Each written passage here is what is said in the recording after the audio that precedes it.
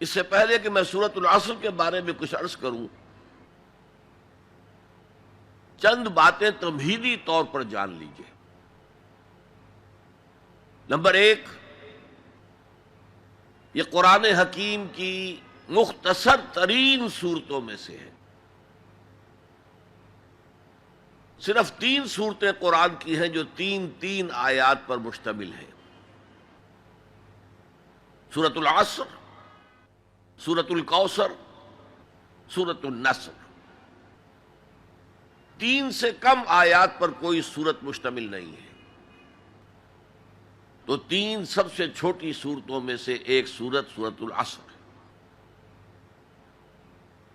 Number 2 یہ کہ یہ قرآن حکیم کی اولین صورتوں میں سے ہے۔ قرآن کا اسلوب یہ ہے جو سورہ ہود میں بیان ہوا،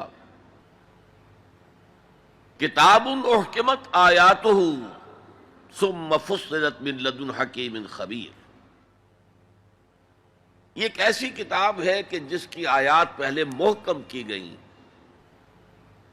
اور پھر ان کی تفصیل بیان کی گئی اس ذات کی طرف سے جو حکیم اور خبیر ہے۔ ابتدا میں قرآن مجید کی چھوٹی چھوٹی صورتیں، لیکن یہ چھوٹی چھوٹی صورتیں مضامین کے اعتبار سے، حکمت کے اعتبار سے، ہدایت کے اعتبار سے اس محاورے کے مانند ہے کہ دریا کو یا سمندر کو کوزے میں بند کر دیا جائے۔ تیسری بات یہ کہ یہ قرآن حکیم کی جامع ترین صورت ہے۔ میرے انداز بیان کو پہچانیے، پہلے میں نے کہا یہ قرآن مجید کی مختصر ترین صورتوں میں سے ایک ہے، پھر میں نے عرض کیا یہ قرآن حکیم کی اولین صورتوں میں سے ایک ہے، اور اب میں کہہ رہا ہوں یہ قرآن حکیم کی جامع ترین صورت ہے۔ قرآن مجید کا موضوع ہے ہدایت۔ الف لام میم ذالک الکتاب لا ریب فیہ ھدی للمتقین۔ رمضان مبارک کی عظمت کے بارے میں بیان کیا، شہر رمضان الذی انزل فیہ القرآن ھدی للناس وبینات من الھدی والفرقان۔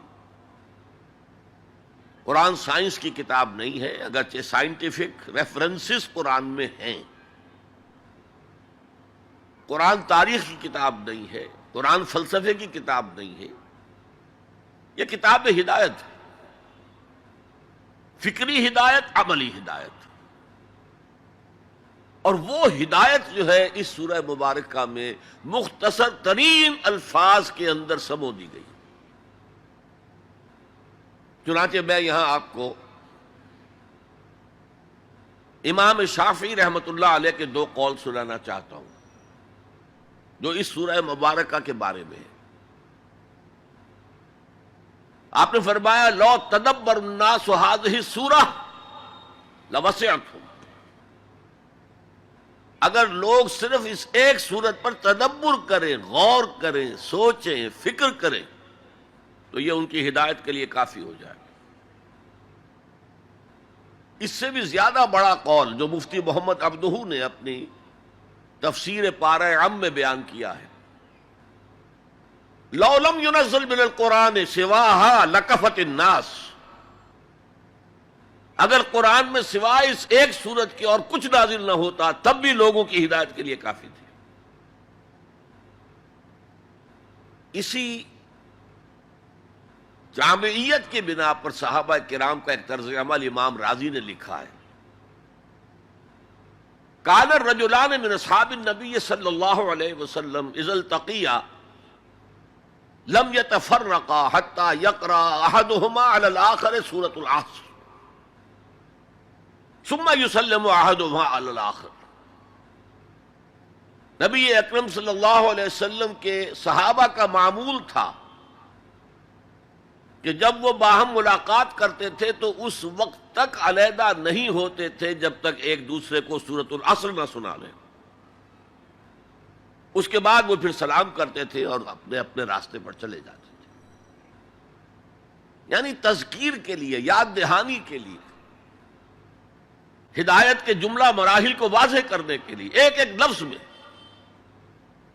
یہ سورہ مبارکہ جو ہے واقعتاً اسی کی مثال ہے کہ سمندر کو کوزے میں بند کر دیا گیا۔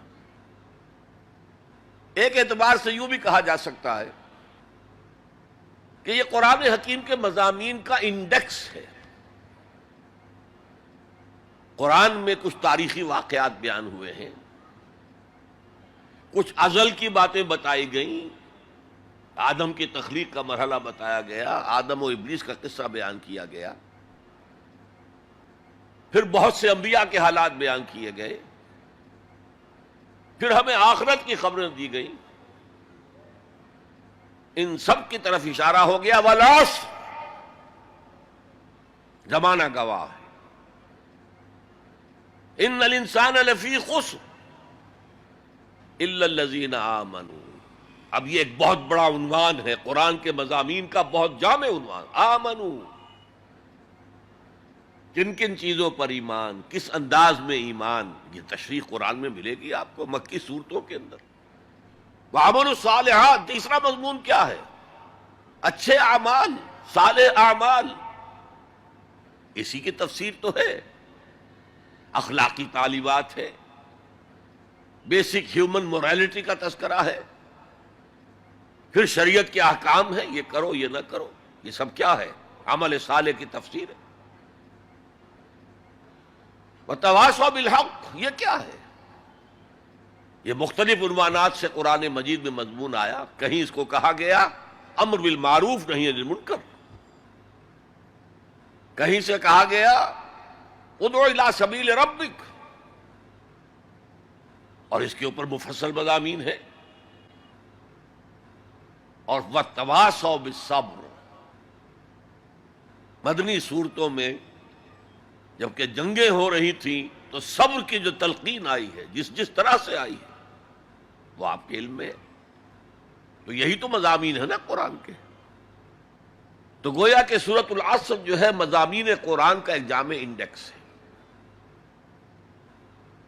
چوتھی بات یہ نوٹ کر لیجئے کہ یہ کلام انتہائی مؤکد ہے، نہایت تاکیدی ہے۔ پہلے تو اللہ قسم کھا رہا ہے، اللہ بغیر قسم کھائے بھی کوئی بات کہے تو مستند ہے ان کا فرمایا ہوا، لیکن تاکید کے لیے والعصر، زمانے کی قسم کھائی۔ ان الانسان لفی خسر، ان تاکید کے لیے، لفی لام پھر تاکید کے لیے، خسرن تفخیم کے لیے، معمولی خسارہ نہیں، 1000 2000 لاکھ 2 لاکھ کروڑ 2 کروڑ کا خسارہ نہیں، بہت بڑا خسارہ، تاکید کی انتہا ہے۔